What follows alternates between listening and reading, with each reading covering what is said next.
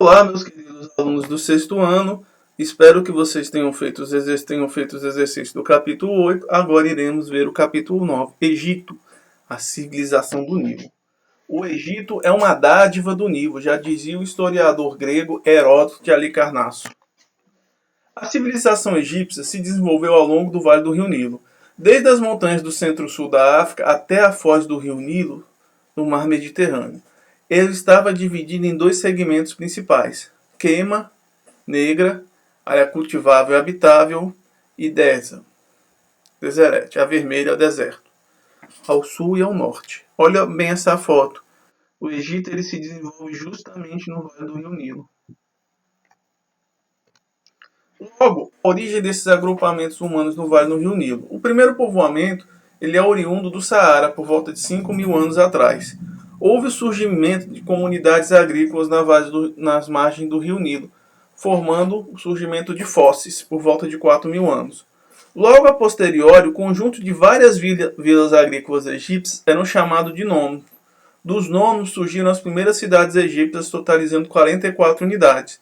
Cada comunidade desses nomes tinha seus deuses e seus costumes, como os deuses animais.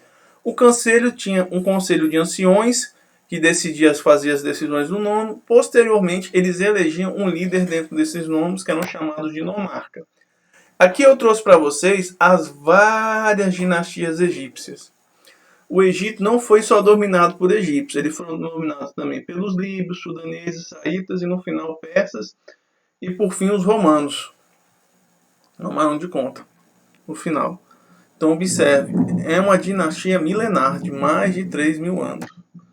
Logo, os primórdios do Egito Antigo estão relacionados a povos nomes que migraram na região por volta de 6 a 5.000 anos atrás.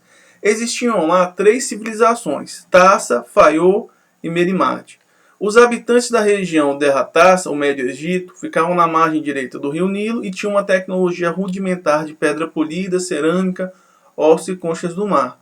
Os habitantes de Faiô cultivavam trigo, a cevada e criavam animais como o boi e o porco. E os habitantes de Merimade ficavam na orla deserta do delta do Nilo, mais comumente no litoral, eram semelhantes aos habitantes de Faiô. Logo, o que acontece? Entre 5.000 e 3.500 anos, é chamado de período pré-dinástico, houve o florescimento de outras 3 civilizações: Bardari, Emari e Gegere. A civilização de Bardari durou de 5 a 4.000 anos. Eram agricultores, criavam animais, drenavam os rios, irrigavam os campos com o rio Nilo, dominando o uso do cobre. A civilização amaratiana foi de 4.000 a 4.500 a 4.000 anos. Eles faziam a produção de cerâmica, colorida ornamentava, dominavam a produção do bronze, de ouro, prata, navegavam no rio Nilo e surge com eles os primeiros sinais de alfabeto, que chama de alfabiforme, espécie de escrita sobre as cerâmicas. E a civilização gerciana, por volta de 4.000 anos. Tinha uma indústria lítica, de rochas, lascada e polida, cerâmica colorida, ornamentada, domínio do uso do cobre, produziam machado, punhais e facas. Logo, o que vai acontecer, professor? Mais para frente, o Egito vai se dividir em 2 reinos. O reino do norte, com capital em Buco, e o reino do sul, com capital em Nequém. Esses reinos eram designados como servidores de Horus, que era um deus. E eles começaram a disputar para quem ia dominar o Antigo Egito. Cada faraó, cada rei, cada nomarca, o rei desses reinos, ele tinha um chapéu com uma cor diferente. Você pode observar. Enquanto o sul era branco, o norte era vermelho. Logo, o que vai acontecer? O reino do sul vence e vai unificar o Egito. E vai passar a usar os 2 chapéus, que chamam de coroa. Coroa branca era utilizada no Alto Egito, coroa vermelha no Baixo Egito. No período da unificação começou-se a usar a coroa vermelha e branca, e no período de guerra ele usava a coroa azul, o faraó. Logo, a necessidade de organização de um esforço coletivo para aproveitar as cheias do rio começou a forçar a unificação desses nomes. Logo, o conselho de anciões vai dar lugar para um líder, uma espécie de chefe tribal, entre 5 e 4.000 anos atrás, chamado de nomarcas. Logo vai emergir um nomarca lendário, chamado de Mendes ou Namer. Ele vai unificar os nomes do Alto e Baixo Egito, no Nilo, sendo considerado o primeiro faraó descrito na paleta de Manet. A liderança dos demais nomes prestaram obediência ao faraó Mendes, sendo ele o primeiro rei do Egito unificado por volta de 3.200 anos antes de Cristo, chamado de época tinita. Ele vai organizar um estado teocrático e militar e vai fazer a formatação de uma administração pública. O faraó ele tinha quase um poder divino. O próprio significado da palavra faraó era casa elevada. Ele era considerado filho dos deuses, a própria encarnação de Ra, que era o deus Sol na Terra, e eles tinham umas particularidades. Eles casavam entre familiares, o que gerava problemas genéticos, tinham o poder supremo, adotavam a monarquia, um governo teocrático, Deus no centro de tudo, adotaram o militarismo e o politeísmo. Eles acreditavam em vários deuses. Aqui é uma foto do faraó. Aqui é um exemplo do busto de Tutankhamon, que foi um faraó do Antigo Egito que faleceu ainda na adolescência. Aqui data de 1324. O que o Egito produzia, pessoal? Eles eram uma civilização agrícola, onde produziam trigo e cevada, fabricavam a cerveja, praticavam o comércio, tinham hortas, pomares, cebolos, figos, tâmaras, uvas, pepinos e lentilhas. Criavam ovelhas, carneiros, bois, vacas e armas. E produziam cerveja, eu já coloquei aqui. Mas a grande sacada do Egito vai ser a invenção da escrita hieroglífica. Essa escrita tinha por finalidade registrar os principais acontecimentos na sociedade egípcia. Surge por volta de 3.000 anos antes de Cristo, tinha quase 7.000 caracteres, ou seja, 7.000 letras, e permaneceu durante milhares de anos sem tradução, porque ninguém sabia mais como se escrevia, até que um soldado de Napoleão vai encontrar uma espécie de dicionário. Quando Napoleão foi fazer uma campanha lá no Egito, no final do século XVIII, ele vai encontrar uma pedra que traduzia do Egito Antigo para o Demônico e para o Grego Antigo. A partir disso se pôde fazer as primeiras traduções. E vai ser conhecida essa pedra como a Pedra de Roseta. Ela vai ser feita durante o reinado de Ptolomeu V, o Epifânio, entre 210 a 181, e quem vai traduzir, primeiramente, vai ser Jean Champollion e Thomas Young, permitindo conhecer a história do Antigo Egito. Aqui é uma foto onde se encontra essa pedra no museu, a Pedra de Roseta, uma espécie de dicionário da escrita do Antigo Egito. Aqui é um exemplo que eu coloquei para vocês das várias línguas da Antiguidade. Podem observar. Mas, professor, essa escrita do Antigo Egito é diferente do grego. Por quê? Porque ela é uma escrita pictográfica, ela é baseada em desenhos. Por isso que ela é mais difícil de ser traduzida. A escrita do latim, no latim, e a escrita dos hebreus. Observem. E a estrutura social? Como funcionava essa sociedade do Antigo Egito?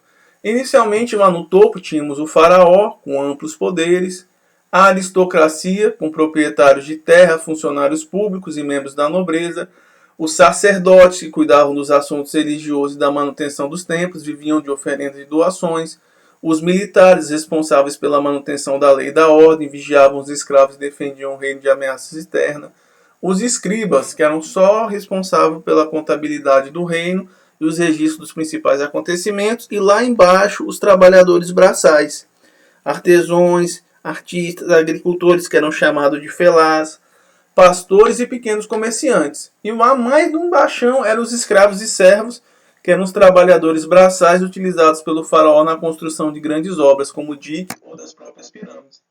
Aqui é um exemplo que eu trouxe para vocês dessa pirâmide social do Egito. Observe, faraó, nobres, escribas, comerciantes, artesãos, camponeses e escravos. Nossa, professor, era assim mesmo era, meu filho. A vida era difícil nessa época. O Antigo Império, o Egito é dividido em alguns impérios. Inicialmente temos o Antigo Império, que versa de 3.200 a 2.300. Ele é marcado pela unificação com o primeiro rei, Memes, que eu falei para vocês. Cairo se torna a capital. E você tem a formação de um Estado unificado, teocrático e militar. Vai ser marcado por grandes construções das pirâmides de Kéops, Khenf, Miquelinos e Gizé, na quarta dinastia, entre 2720 a 2560, e vai ser marcado também pela exploração sistemática da Nubia e ameaças externas dos líbios e dos asiáticos. Também vai ter muitas revoltas sociais e crises de abastecimento, fazendo o Egito se desintegrar no poder central e mergulhar no período feudal, que chama. Logo, no antigo império, os monarcas vão se fortalecer perante ao governo central, que vai perder força. Vai haver uma feudalização do exército real, crise na segurança interna e externa, e o Egito vai ser dividido em 4 centros políticos: o Delta, Mênfis, Herápolis e Tebas. As fronteiras vão ser ameaçadas e vai ter a proliferação de bandidos na estrada, culminando numa grave crise econômica, política e também social. Aqui é um exemplo das primeiras pirâmides, a pirâmide de degrau do rei de Djeser. O que são as pirâmides? São grandes túmulos que os faraós faziam para ser guardados na posteridade, caso renascessem. Aqui o muro que se escunda, a pirâmide, já só, pirâmide do degrau, observem, tudo em rocha, não é as pirâmides de Gizé, que tem até hoje, recebem vários turistas, milhares de turistas. E aqui é a pirâmide de Gizé, é uma necrópolis construída durante o faraó Kelpis IV por volta de 2500 a.C. Heródoto afirma que é um historiador grego que foi utilizado 100 mil anos durante 20 anos. É considerada a maior pirâmide do Egito e uma obra de arte da arquitetura egípcia. Ó, como ela é gigante, olha o tamanho das pessoas pequenininho. Isso é tudo um túmulo para uma pessoa. A pirâmide de Gizé, que eu falei, é de Khenfis, que é a Pimé de 143 metros de altura. Era o faraó Khenfis, era irmão do faraó Kelps e quarto rei da quarta dinastia, reinou de 2520 a 2494. É a segunda maior pirâmide do Antigo Egito. A pirâmide de Miquerinos, ela já é menorzinha, é a menor em tamanho, a terceira dentro das mais famosas da pirâmide de Gizé. Foi feita para ser tumba do faraó Miquerinos, filho do faraó Khenfis, que era o quinto soberano da quarta dinastia. Ela media 66 metros de altura e 44 metros de comprimento, ocupando uma área de 11.807 metros quadrados. Observe que ela é menor em relação às outras. Logo teremos o Médio Império, que vai de 2000 a 1580, vai ser marcado pela reunificação do Egito a partir da ação dos príncipes de Teba e do Alto Egito, derrotando os soberanos de Jacopos e anexando Mênfis. Vai ser marcado por uma centralização política, suprime a monarquia hereditária e substitui a nobreza feudal pela nobreza administrativa. É um período de grande estabilidade e prosperidade. A transferência da capital do Cairo para as Tebas, posteriormente transferida para uma região entre Mênfis e Faiô. É marcado também pela construção de um sistema de irrigação, represas, templos religiosos e desenvolvimento de literatura e artes. Principal faraó, Amnésio I e Sestóteres III. Logo, eu coloquei algumas coisas para contar. Houve algumas missões externas para a cidade de Biblos e Creta, visando integrar as economias e realizar trocas. Eu coloquei algumas histórias, alguns fatos importantes desses faraós. Amenate I, que vai governar de 1976 a 1947 a.C., estabilizou a política interna, dando estabilidade ao Egito. Amenate III, de 1839 a 1814, construtor da represa de Faiú e construção de canais de irrigação. Sestósteres III, de 1878 a 1874, expedições militares na Núbia, Sudão e Palestina. E nesse período vai ser marcado o final desse império, a invasão dos ítios, que era um povo de origem asiática que vieram com uso de cavalos, carros de guerra e armas feitas de ferro, praticamente dominando o Egito por 2 séculos. Eles vão dominar e vão ser chamados de reis pastores. Também é marcada a chegada de Jacó na companhia dos seus filhos, e eles trazem contigo uma série de inovações, como armas de bronze e ferro, lanças, espadas, escudos, capacetes, armaduras, com portas de escamas de cobre ligadas a fogo, introdução de carros de guerra puxados por animais. Os egípcios ajudaram o Egito no melhoramento de fabricação de armas de guerra, nas técnicas de irrigação, na indústria têxtil, no manejo do garro, e aprenderam a marcar o gado com ferro quente. Aqui é um exemplo do faraó Sestósteres III, uma estátua em desenho. O que vai acontecer? Os ítios vão ser expulsos sob o comando de Amoses III em 1580. A posteriori, Tutés III, que vai governar de 1479 a 1425, vai marcar um período de expansão e militarismo do Egito, onde ele vai conquistar a Núbia, a Etiópia, a Palestina, a Síria, a Fenícia e parte da Mesopotâmia. O faraó Amenófis IV, que vai governar de 1351 até 1334, ele vai realizar uma mudança na religião egípcia profunda. Vai trazer o politeísmo para o monoteísmo. Antes eles acreditavam em muitos deuses, agora eles vão acreditar só em um. Vão construir uma nova capital, Aquetenton, e a tentativa de integração religiosa das regiões conquistadas e tentando diminuir o poder dos sacerdotes. Também nesse período marca a dominação e escravização dos hebreus. Aqui é uma foto de Tutmés III. Observe essa estátua dele, escultura. Outras esculturas dele. Amenófis, denominadas de Colosso de Mênfis, em Tebas, observem. O templo funerário de Ramsés II, que foi um grande faraó, era bem na época da fuga dos hebreus. E o novo império. O novo império vai ter como ápice o faraó Ramsés II, de 1379 a 1303. Ele vai praticar uma política expansionista e militarista. Marca também a fuga dos hebreus em 1250, sob o comando de Moisés, e ele vai ser um dos primeiros a assinar um acordo de paz com os iitas em 1278. Ele marca um período de estabilidade política e prosperidade econômica, e uma forte expansão militar em conquista do Império Egípcio. Logo, durante esse período, o Império Egípcio vai predominar, mas ele vai ser invadido por povos do mar. Eles tinham o hábito de utilizar muitos mercenários, o governo egípcio. E esses mercenários vão invadir o Egito, junto com os líbios, núbios, etíopes, que serão dominados pelos assírios em 770 a.C. O rei assírio Assurzal vai enfrentar várias reformas e consegue pacificar o Egito e mantendo sob a dominação assíria. O período renascimento saísta, de 662 a 525 a.C., Psamétes I, fundação da 26ª dinastia, expulsa os assírios, restabelecendo a independência e transferindo a capital para Sais. Necão II reconstrói os antigos canais e restabelece o poder do Estado egípcio, chamando de renascimento egípcio sob a influência grega. O rei Cambises II preparou uma grande expedição militar em direção ao Egito pelos seguintes motivos, de acordo com Heródoto de Alicarnasso. O faraó Améses negou a mão da sua filha para ele, ele tentou enganar Cambises com uma falsa filha, e os persas dominaram o Egito com o rei Cambises II e derrotaram o faraó Psemate III, pondo fim ao Império Egípcio e dando origem à dominação persa na região. Logo, com a queda do Império Macedônio, sob o comando de Alexandre, o império dele vai ser dividido e que vai ficar na mão dos Ptolomeus. Em 343, o faraó Arxés consegue vender os persas com um exército de mais 300 mil homens e 300 mil barcos, pondo fim à dominação persa. Os macedônios vão invadir em 332 a.C. e quando o Império Macedônio é dividido entre seus generais, o general Ptolomeu assume a província do Egito, dando início à dinastia Ptolomaica. Cassandro, Liciano, Ptolomeu I e Antígono Monofácio. O filho de Alexandre IV é assassinado em 309, marcando o fim do Império Macedônio. Observe como ficou dividido. Cada general, aqui que eu falei para vocês, Cassandro, Liciano, Ptolomeu, Sorte e Antígono, ficaram com uma parte do Império Macedônio.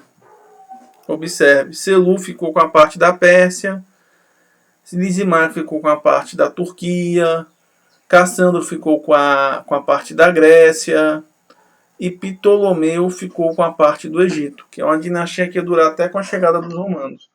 Logo, a dinastia Ptolomaica, ela teve 15 regentes, eles adotaram costumes egípcios e gregos. A sua mais famosa regente vai ser Cleópatra, que vai ter um caso com Júlio César, vai viver de 69 a 30.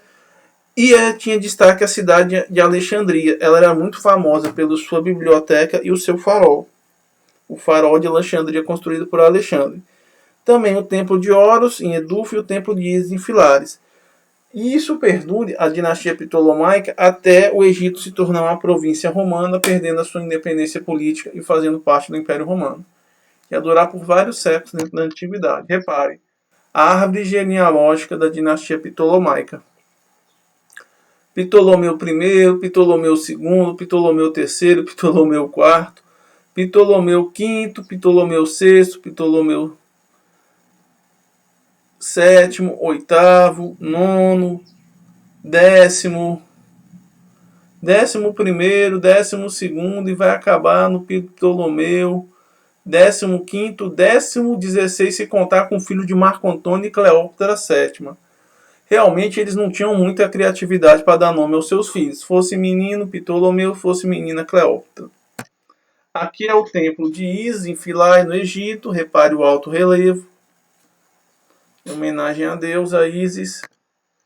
Mais algumas fotos. Repare o desenho, o alto relevo. Muito interessante, muito bonito. E o templo de Horus em Dendera, no Egito. Ele foi construído no século I a.C. pelo rei Ptolomeu VIII e a rainha Cleópatra II. O templo foi dedicado a Artó, deusa da música, do amor, da maternidade e da alegria. Olha que foto interessante. Olha o templo de Horus em Dendera. Olha as altas definições. O alto relevo no teto. O templo de Eduf, no Egito, o templo foi criado sobre o núcleo antigo que remonta ao segundo período intermediário, além do templo do Novo Reino. As obras começaram em 217 a.C., durante o reinado de Ptolomeu III, e foram consumadas já no início, Ptolomeu II. Isso aí é rocha pura, dava um trabalho muito grande. Olha os detalhes. Até hoje é visitado.